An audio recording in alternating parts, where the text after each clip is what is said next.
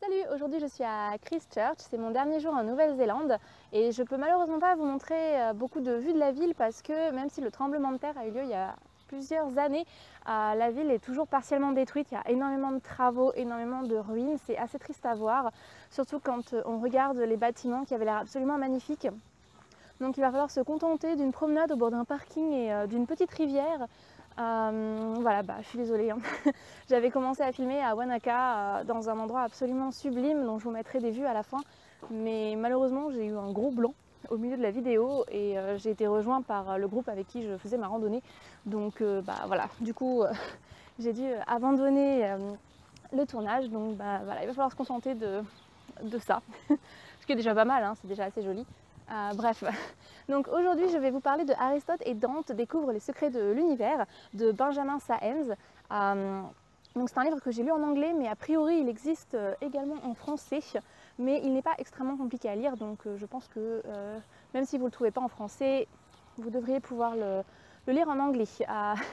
Donc ce livre, qu'est-ce que c'est? C'est une histoire qui est extrêmement touchante, un roman d'apprentissage. On suit deux adolescents, Aristote et Dante.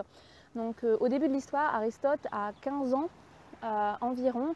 C'est un adolescent qui est en colère, qui est perdu, qui ne sait pas très bien qui il est, un petit peu comme tous les adolescents. C'est extrêmement facile de s'identifier à ce personnage parce qu'on est tous passés par là. Et un jour d'été, alors qu'il est à la piscine, il fait la connaissance de Dante, qui est un adolescent quant à lui, qui est plutôt sûr de lui, qui est extraverti, curieux, un petit peu à l'opposé de Aristote. Et ils vont nouer une amitié extrêmement fusionnelle.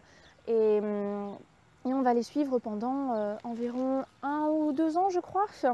Donc l'histoire commence avec une citation que j'ai trouvée assez intéressante parce que je pense que beaucoup de personnes, essentiellement les adolescents, peuvent s'identifier à elle. Donc c'est The problem with my life was that it was someone else's idea.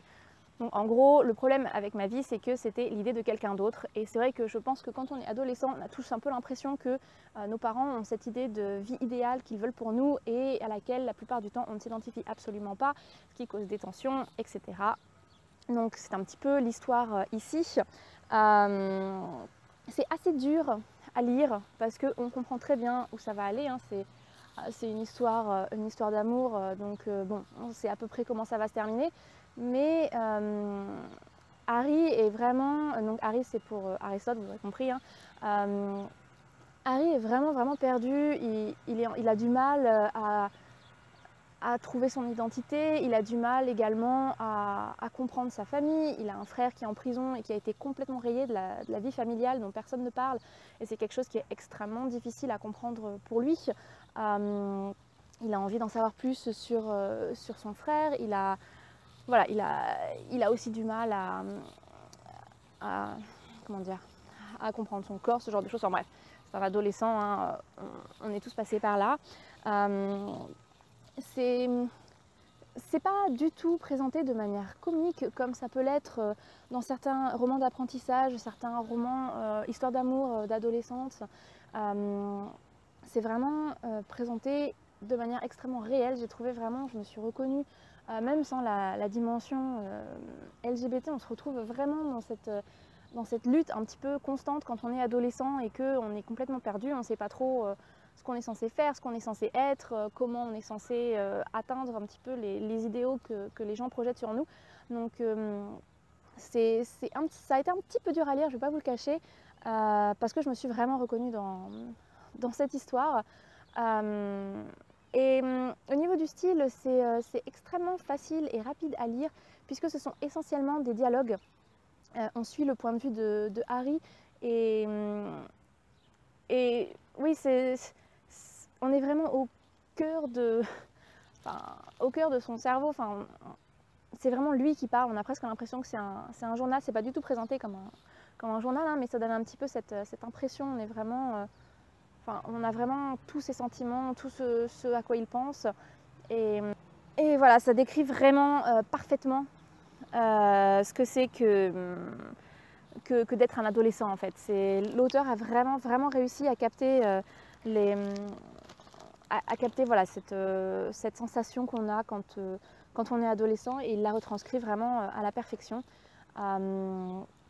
Donc voilà. j'ai pas de mes souvenirs de choses qui m'ont un petit peu déçue. Bon, il y a une chose, mais qui est relativement normale, vu que le roman est centré sur ce personnage, c'est que voilà, la majorité des scènes sont entre les deux garçons, donc pas vraiment de personnages féminins. Mais c'est injuste de ma part de dire ça, puisque les mères de Harry et de Dante sont extrêmement présentes dans l'histoire, sont des personnages vraiment très intéressants.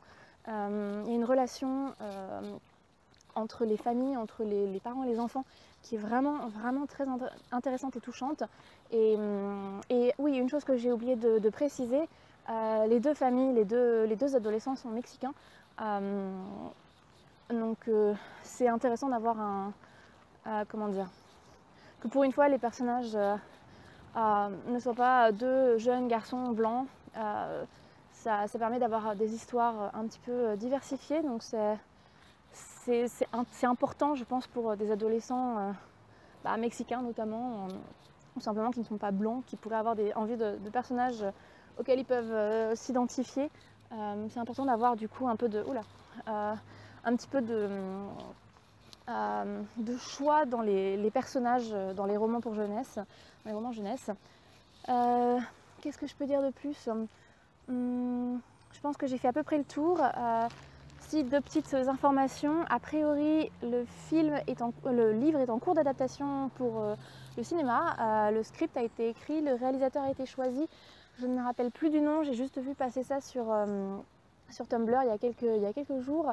Et également, l'auteur serait en train d'écrire un second tome, ce qui m'intéresse beaucoup puisque, c'est un peu difficile de dire ça sans spoiler, mais la fin est un peu abrupte, on va dire.